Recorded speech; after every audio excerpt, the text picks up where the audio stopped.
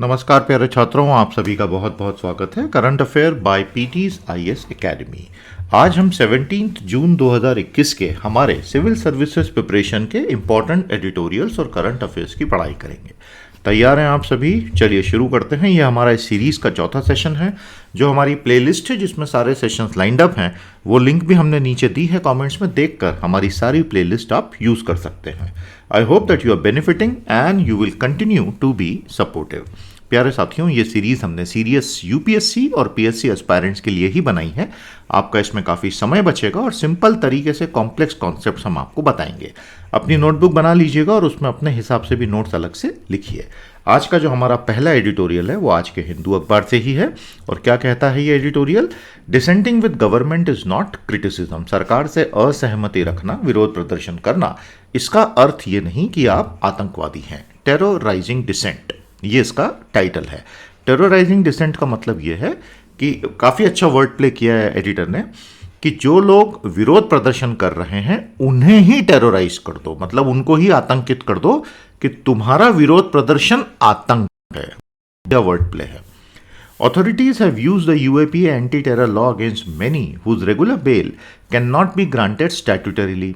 तो भारत में जो आज की तारीख में आतंकवाद विरोधी कानून है वो है अनलॉफुल एक्टिविटीज प्रिवेंशन एक्ट। इसमें भी हाल ही में बहुत बड़े संशोधन 2 साल पहले हुए थे। तो भारत की जो अथॉरिटीज़ हैं, यानी कि सरकारें हो गई, पुलिस व्यवस्था हो गई, वो लोग ऐसे कई लोगों के खिलाफ यूएपीए के कानून का इस्तेमाल कर रही हैं, उसकी धाराएं लगाकर उनको जेल में डाल रही हैं।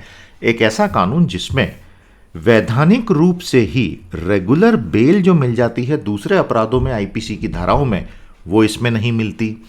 और सुप्रीम कोर्ट के 2019 के एक आदेश के मुताबिक एविडेंस एग्जामिनेशन जो ट्रायल कोर्ट होता है वो बेल की स्टेज पर नहीं करता।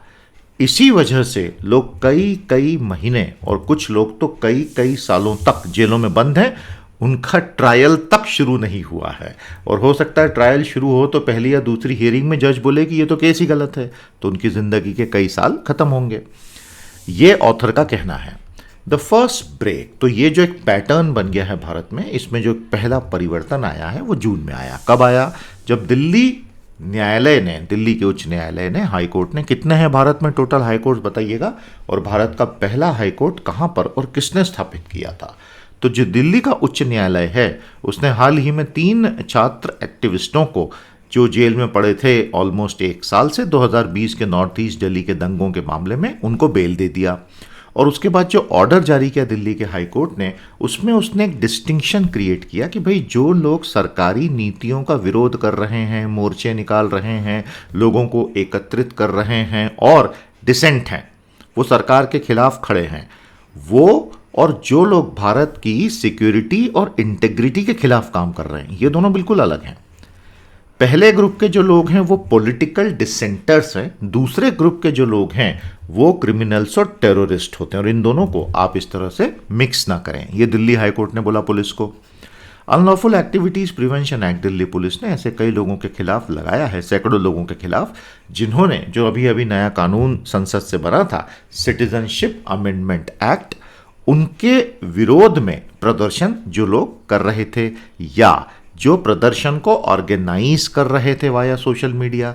तो इसकी जो धारा है 43D5, उसमें अगर जो ट्रायल कोर्ट है उसको पहले लेवल पर भी अगर ये सिर्फ लग जाए कि भाई, मतलब उसको जो जज वहाँ बैठे हैं उनको अगर मन से ऐसा लगे कि नहीं पुलिस ठीक बोल रही है, ये व्यक्ति आतंकवादी होगा, मतलब प्राइमा फेशी भी अगर वो ट्रू लगता है, तो वो व्यक्ति को बेल ही नहीं मिलेगी। और बेल नहीं मिलने का भारत में मतलब होता है कि आप कई सालों तक जेल में सड़ जाओगे, क्योंकि इतना ओवरलोडेड है जुडिशरी सिस्टम कि आपका नंबर आते आते सालों लगेंगे और तब तक कोई सुनवाई नहीं है। दिल्ली हाई कोर्ट ने यह क्लियर कर दिया।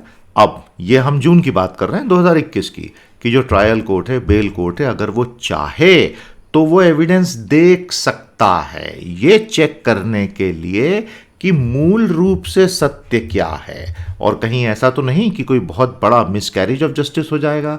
और इसीलिए आज के बाद से महज इस तथ्य से कि यूएपीए की धाराएं लगा दी गई हैं तो जो सरकारी वकील होंगे यानी कि प्रोसिक्यूशन जो होगा अभियोजन पक्ष, वो इनविंसिबल नहीं हो जाएगा।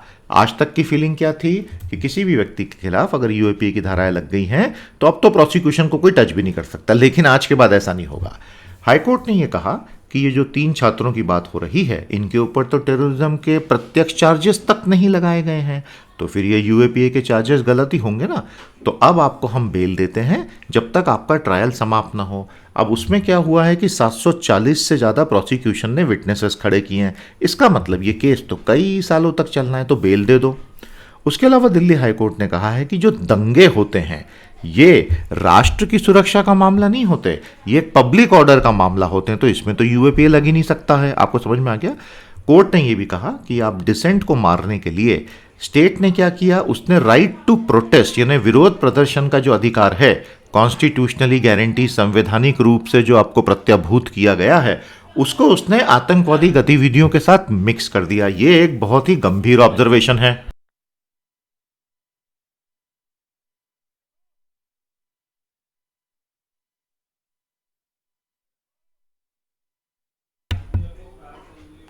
Delhi police appealed against the order at the Supreme Court because many other activists too are caught on charges of terrorism. तो दिल्ली पुलिस ने इसी के खिलाफ सुप्रीम कोर्ट में तुरंत दाखिल कर दी अपनी अपील, क्योंकि ऐसे अभी बहुत सारे लोग छूट जाएंगे अगर दिल्ली हाईकोर्ट, और नेचुरली बाकी लोग इसी को अपना एक ढाल बनाकर फिर से अपील करेंगे। तो ये था हमारा आज का पहला एडिट। इसकी समरी आप भी जरा कॉमेंट हेड में निकाल दीजिए दोस्तों। और टाडा और पोटा इन कानूनों के बारे में अगर सुना है तो आपकी राय बताइए। आज का हमारा दूसरा एनालिसिस शुरू कर रहे हैं। Italian marines case closed finally. तो एक ऐसा मामला जो बहुत सालों तक भारत में राजनीतिक रूप से बहुत ही गर्म रहा, वो फाइनली क्लोज कर दिया है सुप्रीम कोर्ट ने। तो इटली के जो 2 मरीन्स हैं, यानी जो उनकी मर्चेंट शिप के ऊपर असॉल्ट राइफल लेके चलते हैं, एनरिका लेक्सी नाम की एक मर्चेंट शिप भारत के कंटिगुअस क्षेत्र में थी, और उस पर उनको लगा था कि केरल की जो फिशिंग बोट्स वाले आए हैं, बिल्कुल सोमालिया के जैसे पायरेट्स होते हैं, तो सेंट एंटनी नाम की एक बोट के ऊपर जब केरल के तट के पास आए थे तो इन 2 लोगों ने गोलियां चला दी थी, और उसमें 2 केरल के फिशरमैन जो हैं बहुत ही बुरी मौत मरे थे। और जब ऐसा हुआ तो उनकी दलील ये थी कि हमको लगा ये समुद्री डाकू हैं जैसे सोमालिया के होते हैं, तो हमने तो बचाव में किया। लेकिन केरल की पुलिस उस जहाज पे चढ़ गई, एनरिका लेक्सी पे, और इन दोनों को घसीट के केरल की जेल में बंद कर दिया। 9 साल हो गए इस बात को। उस वक्त यूपीए की सरकार थी, आज एनडीए की सरकार है। उस वक्त 2014 का लोकसभा चुनाव होने वाला था। हमने काफ़ी क्लोज इस चीज़ को उस वक्त ट्रैक किया था। आप में से कई हो सकता है उस समय बहुत ही यंग रहे हों, शायद याद नहीं हो आपको अखबारों में। हमने उसको काफ़ी क्लोजली ट्रैक किया था, पढ़ाया था स्टूडेंट्स को, इसलिए थोड़ा याद है। 9 साल पहले जब ये केस हुआ था उस वक्त ये राजनीतिक रूप से बहुत गर्म हो गया था, क्योंकि इसमें इटली इन्वॉल्व था ना, तो कांग्रेस के साथ उसको जोड़ दिया गया था कि वो उसको बचाने की कोशिश कर रहे हैं। तो ये मामला ही पूरा पॉलिटिकल हो गया था। आज 9 साल हो गए, सारे केसेस औपचारिक रूप से अब बंद किए जा रहे हैं, क्योंकि सुप्रीम कोर्ट ने ये बोल दिया है कि अब इसमें क्रिमिनल ट्रायल को आगे नहीं चलाया जा सकता। और ये 10 करोड़ का इटली से कंपनसेशन आ गया, 2 परिवारों को 4-4 करोड़, और सेंट एंटनी बोट के मालिक को 2 करोड़ दे दो।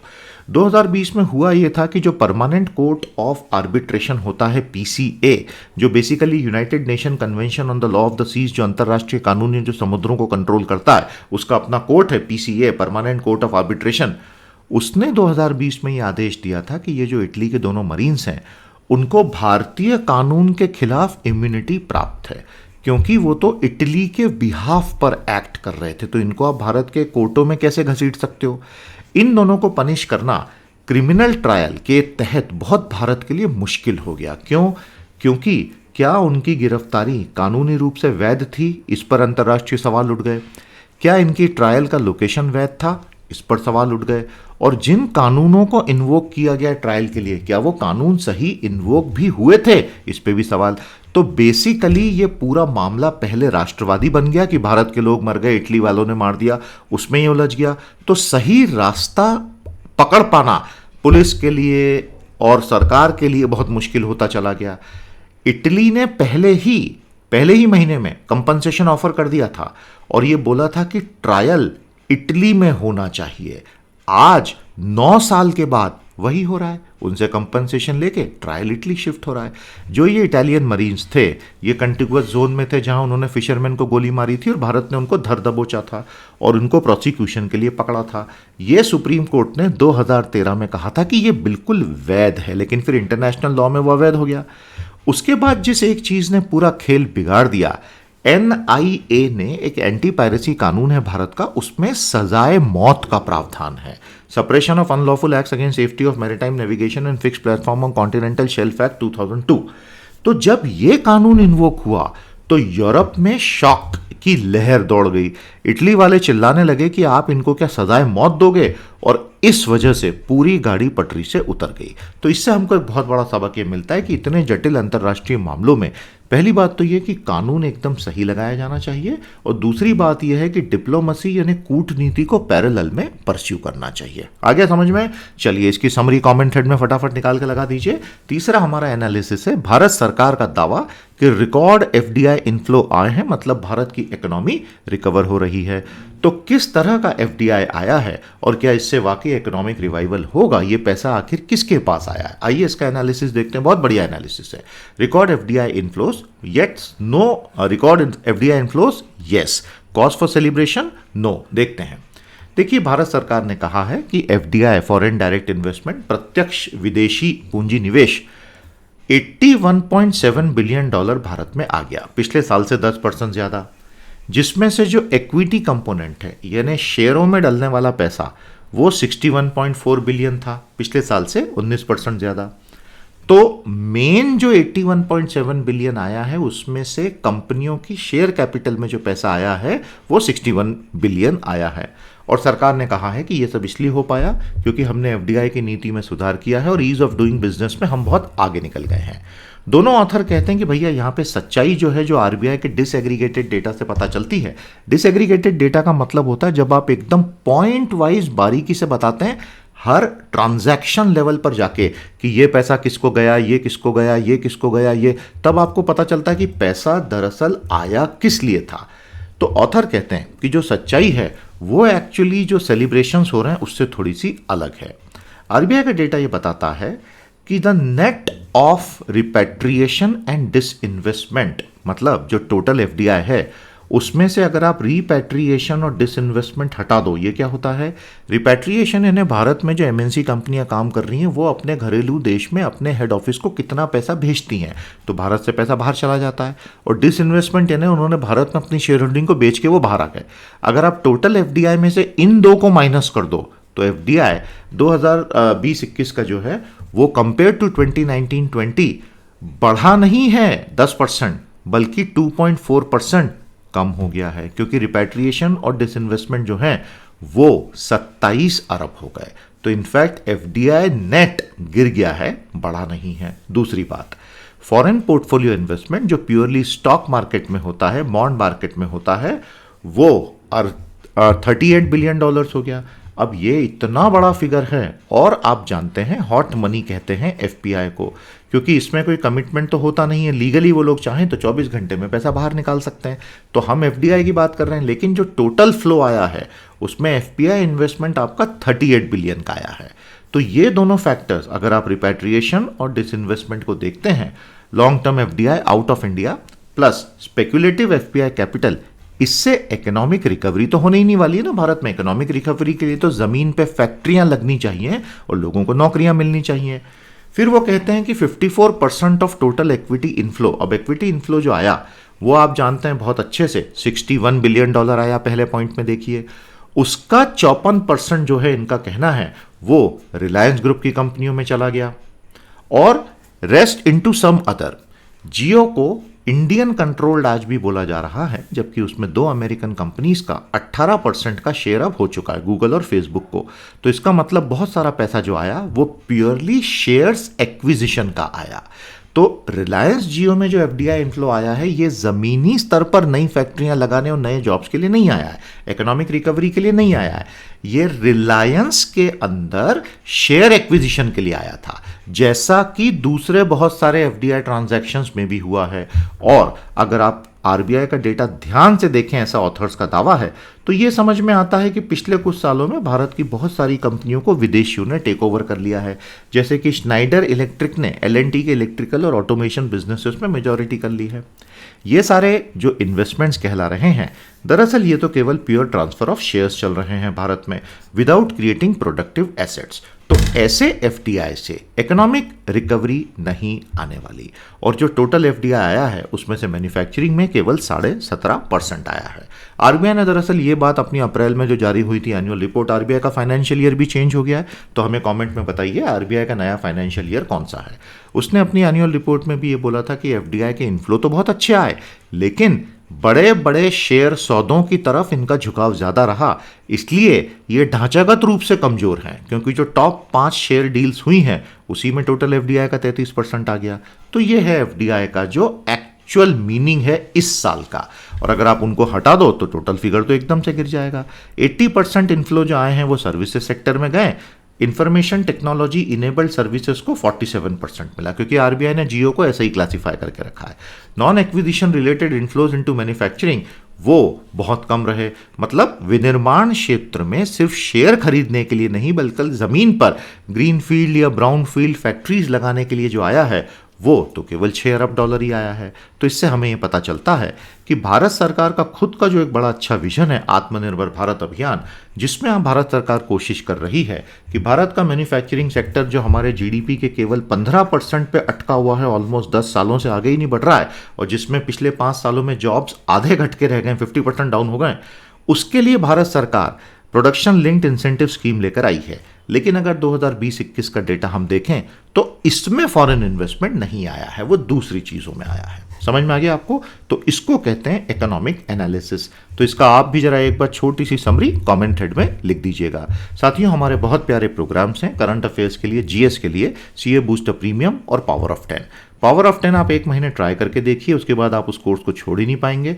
और आप अगर इन कोर्सेज में आज ज्वाइन करते हैं, यूट्यूब पे भी कर सकते हैं, नीचे ज्वाइन का बटन दिख रहा है, या मेरी पीटी की साइट पर भी आ सकते हैं। आप एक बार आ जाएंगे तो आपको सीए बूस्टर में आज की तारीख में 250 सेशन ऑलरेडी वहां अवेलेबल हैं और उसके आगे से पढ़ाई करनी है। और पावर ऑफ 10 में 52 सेशंस अवेलेबल हैं। तो आपके लिए तो वैल्यू फॉर मनी पहले दिन से हो जाती है। बेधड़क आओ, ज्वाइन करो और आपको बहुत मजा आएगा। आज का चौथा editorial, right cooling approach for India. Bharat में अब हम क्लाइमेट मिटिगेशन में बहुत काम कर रहे हैं, लेकिन जिस एक चीज़ पे हम बिल्कुल ध्यान नहीं दे रहे हैं वो ये कि भारत के करोड़ों घरों में जिस तरह के एयर कंडीशनर्स आ रहे हैं वो कौन से आ रहे हैं, क्योंकि करोड़ों करोड़ों करोड़ों एसी लगने वाले हैं। तो भारत का क्लाइमेट चेंज का पूरा डिस्कशन एयर कंडीशनर्स के आसपास ही है और उस पर कोई ध्यान नहीं दे रहा है, in the sense of surveys, research, behaviour analysis etcetera. 1990 से भारत में 660 हीट वेव्स आ चुकी हैं, 12,000 मौतें हो गई हैं। और क्योंकि दुनिया का तापमान बढ़ रहा है तो हीट वेव्स भारत में बढ़ेंगी।